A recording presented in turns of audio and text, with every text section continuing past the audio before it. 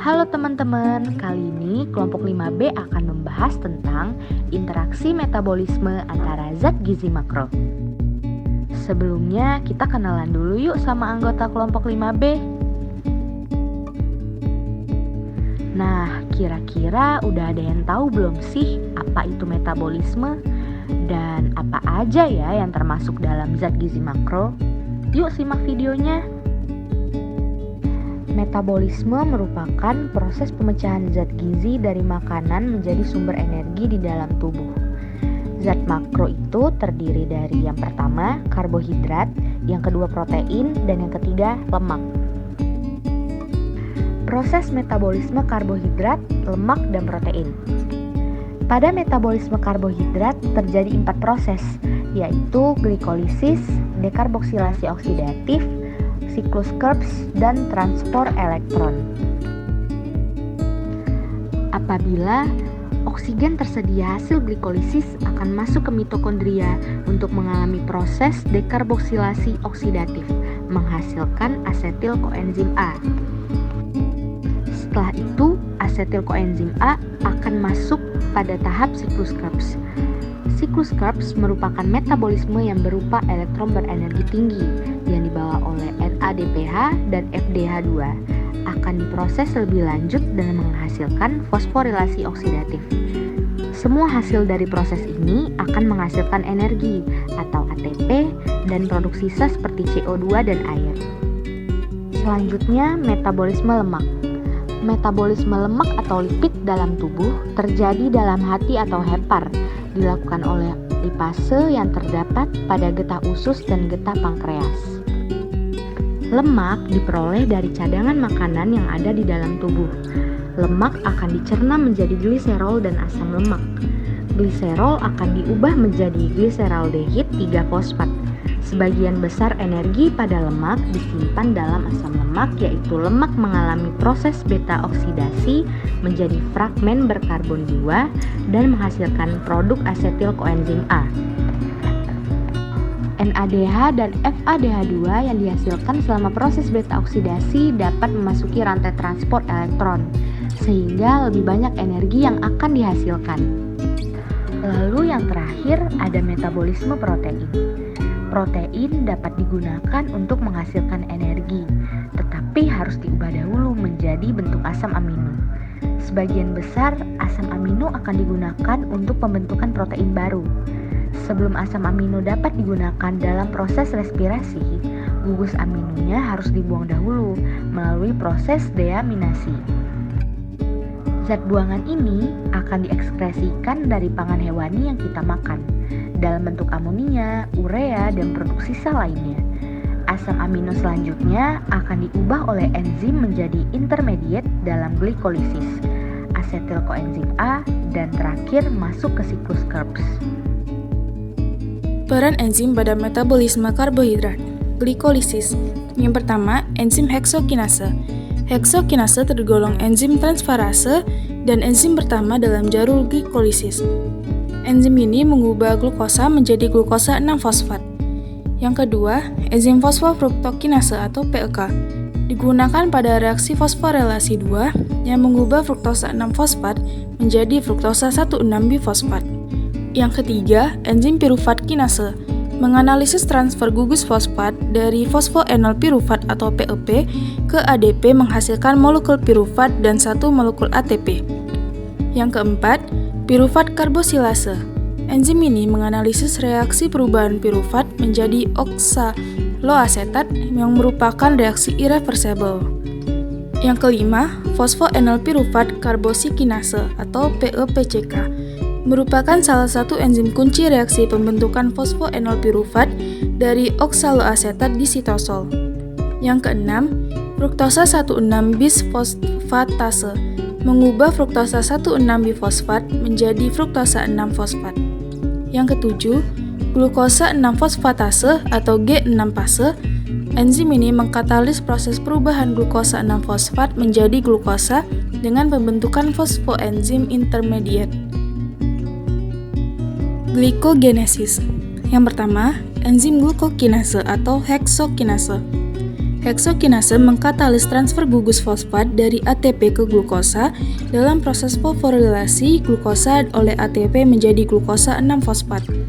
Yang kedua, enzim fosfoglukomutase memindahkan gugus fosfat ke sisi molekul lain. Yang ketiga, UDPG pirofosforilasi mengambil molekul ini dan menciptakan glukosa urasil difosfat. Yang keempat, enzim glikogen sintetase atau sintase membentuk ikatan alfa-1,4 glikosidik atau rantai lurus dari glikogen. Yang kelima, enzim pencabang atau branching enzim membentuk ikatan alfa-1,6 glikosidik atau rantai cabang dari glikogen. Gluconeogenesis. Yang pertama, enzim pirufat karboksilase digunakan untuk mengubah asam pirufat menjadi asam oksaloasetat. Yang kedua, enzim malat dihidrogenase digunakan untuk mengubah oksaloasetat menjadi malat dan juga sebaliknya. Yang ketiga, enzim fosfoenol pirufat karboksilase mengubah oksaloasetat menjadi fosfoenol pirufat. Yang keempat, enzim enolase mengubah fosfoenol pirufat menjadi 2-fosfogliserat. Yang kelima, enzim fosfogliserokinase mengubah 3-fosfogliserat menjadi 1,3-bifosfoglycerat. Yang keenam, enzim gliseroldehida 3-fosfat dihidrogenase mengubah 1,3-difosfoglycerat menjadi gliseroldehida 3-fosfat. Yang ketujuh, enzim isomerase mengubah gliseraldehida 3-fosfat menjadi dihidroksiaseton fosfat atau dengan reaksi yang dapat dibolak-balik. Yang kedelapan, enzim enolase berperan menyatukan gliseraldehida 3-fosfat dan dihidroksiaseton fosfat menjadi fruktosa 1,6-bifosfat. 9. Enzim fruktosa difosfatase mengubah fruktosa 1,6-bifosfat menjadi fruktosa 6-fosfat. Yang ke-10, enzim fosfogluisomerase mengubah fruktosa 6-fosfat menjadi glukosa 6-fosfat. Yang ke-11, enzim glukosa 6-fosfatase mengubah glukosa 6-fosfat menjadi glukosa. Peran enzim pada metabolisme protein. Metabolisme protein dikatalisis oleh beberapa enzim, yaitu yang pertama, enzim protease. Makanan dengan protein akan dikunyah dan masuk ke dalam perut dan mengandung asam klorida dan enzim pepsin. Yang kedua, enzim pepsin akan memecah molekul protein yang besar menjadi rantai polipeptida atau asam amino pembentuknya. Yang ketiga, enterokinase membangun enzim tripsin yang tertidur dan mengaktifkannya. Keempat, enzim tripsin yang tertidur juga ikut membangunkan temannya, yaitu enzim kemotripsin. Setelah enzim aktif, pecahan protein kembali berlangsung oleh enzim kemotripsin, tripsin, erepsin, dan peptidase. Yang kelima, enzim peptidase bertugas memecahkan molekul kompleks protein menjadi asam amino. Di dalam sel, protein akan diuraikan menjadi asam-asam amino oleh protease dan peptidase. Yang keenam, enzim peptidase menguraikan peptida menjadi asam-asam amino bebas. Yang ketujuh, endopeptidase akan memutuskan ikatan peptida internal sehingga terbentuk peptida-peptida yang lebih pendek. 8. Enzim aminopeptidase dan karboksipeptidase akan membebaskan asam-asam amino masing-masing dalam gugus terminal N dan C pada peptida tersebut.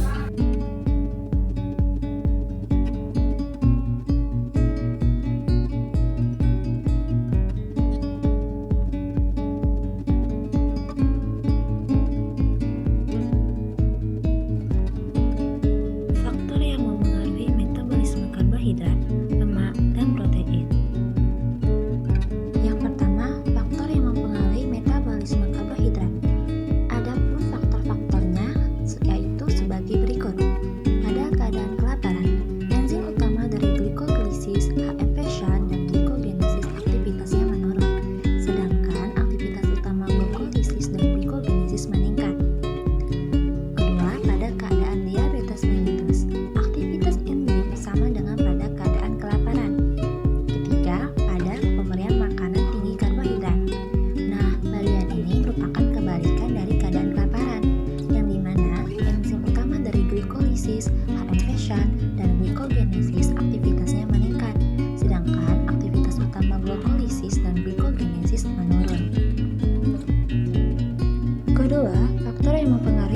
metabolisme pada lemak.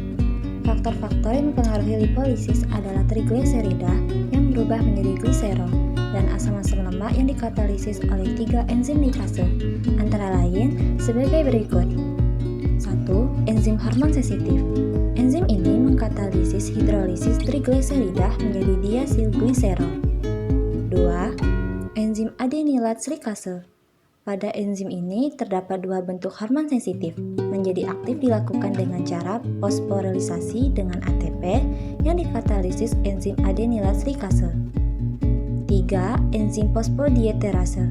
Setelah disintetis, AMP siklik didegradasi kembali oleh enzim fosfodiesterase menjadi 5 AMP.